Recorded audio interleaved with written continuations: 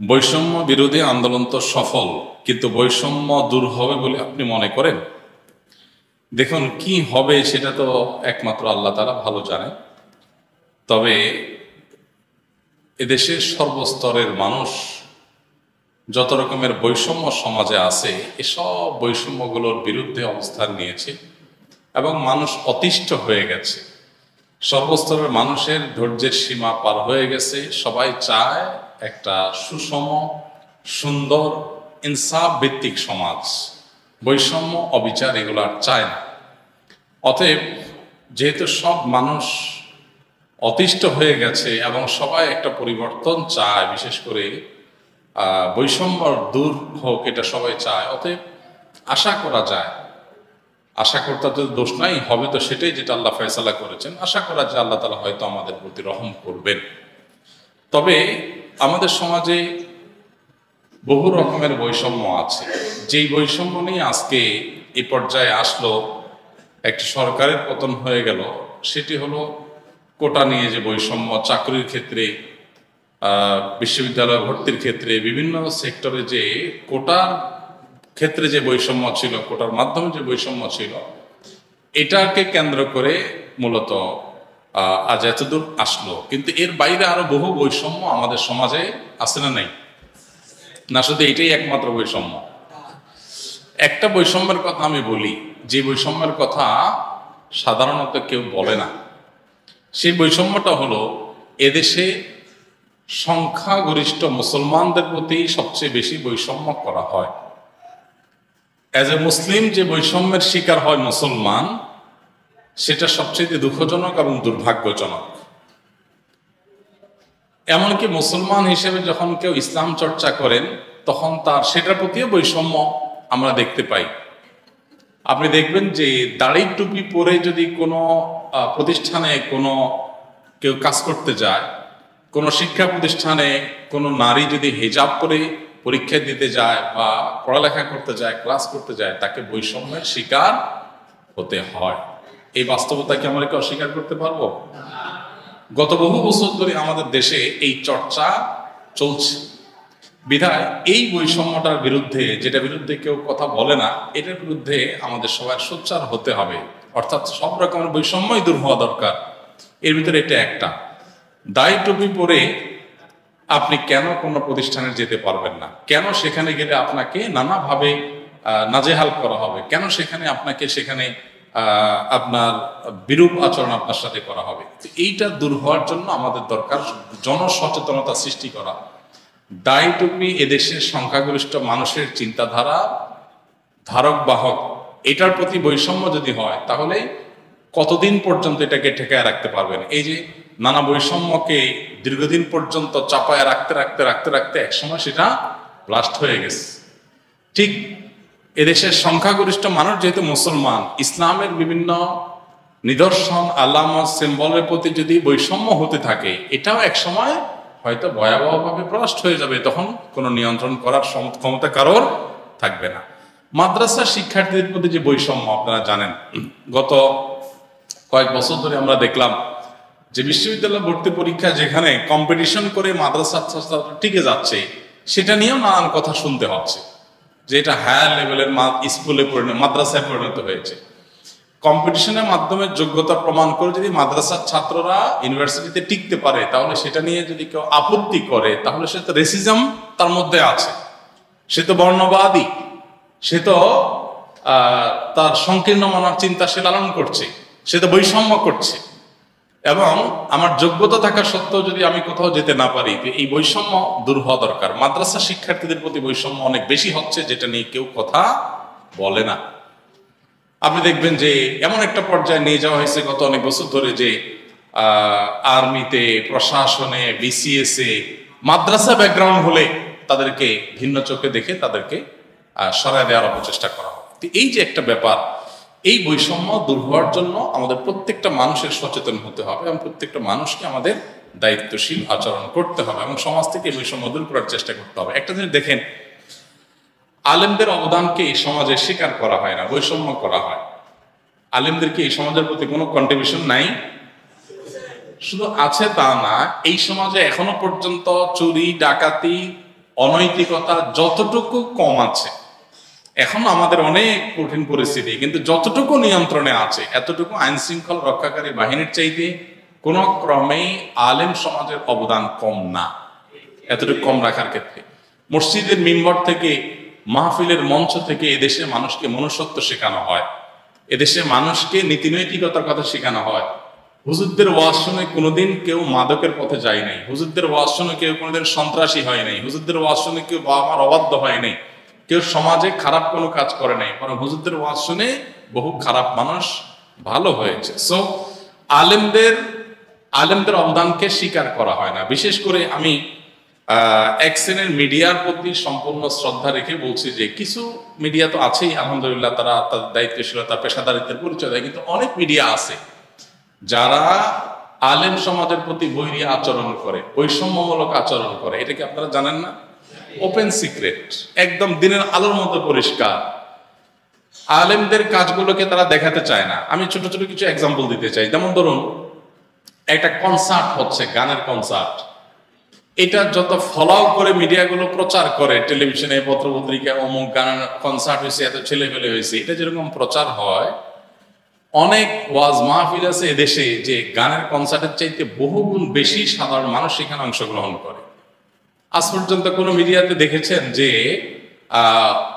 মাহফিলকে as a news আকারে মাহফিল এর রিপোর্ট তারা করে? সাধারণত কেউ যদি পুশ করে সেখানে, তাদেরকে হাই হ্যালো করে, টাকা পয়সা ঘুষ ঘাস দেয়, অথবা তাদের হাতে পায়ে ধরে, তখন হয়তো কোনা কাঞ্চি দিয়ে ছোট্ট করে একটা কলামে তারা রিপোর্ট করে। তো এদেশের ওলামাদের বড় বড় কাজগুলোকেও দেখানো হয় না। আমাদের আফসোস নাই, আসুন্নাহ ফাউন্ডেশন থেকে আমরা এত কাজ করছি, আলহামদুলিল্লাহ অনেক মিডিয়া সেগুলার কোনোটা তাদের দায়িত্বে তারা প্রচার করছেন, আমি তাদের কাছে কৃতজ্ঞতা জানাই। কিন্তু অনেক মিডিয়া আছে যেন তাদের চোখে পাথর দিয়ে রাখছে, তারা কিছুই দেখে না।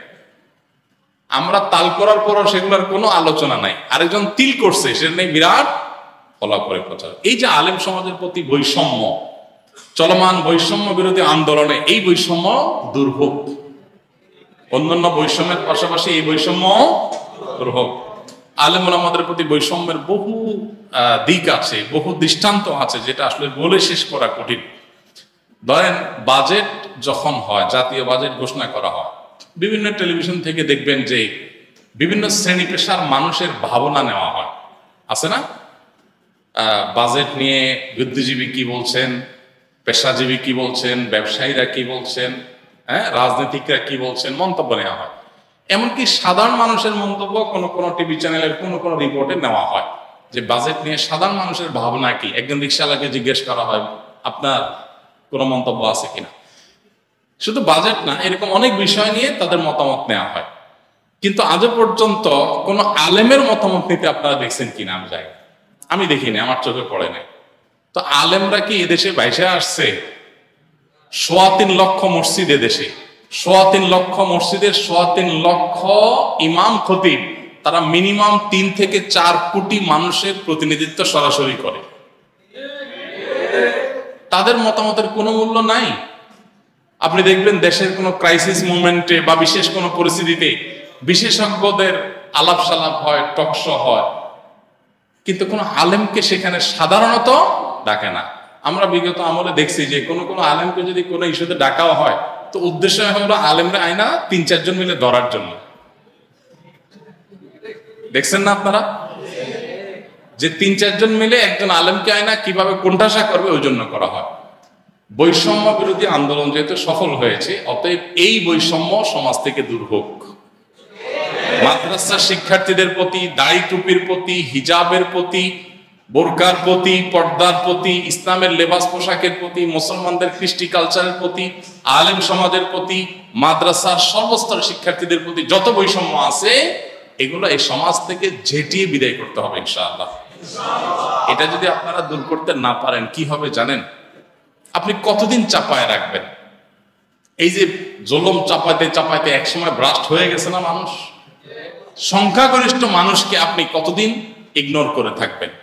দেখেন, যখনই তত্ত্বাবধায়ক সরকার বা অন্তর্বর্তীকালীন সরকার, ইন্টারিম গভর্নমেন্ট যখনই ফর্ম করে, আপনারা দেখবেন সেখানে বিভিন্ন শ্রেণী পেশার মানুষ নেওয়া হয়।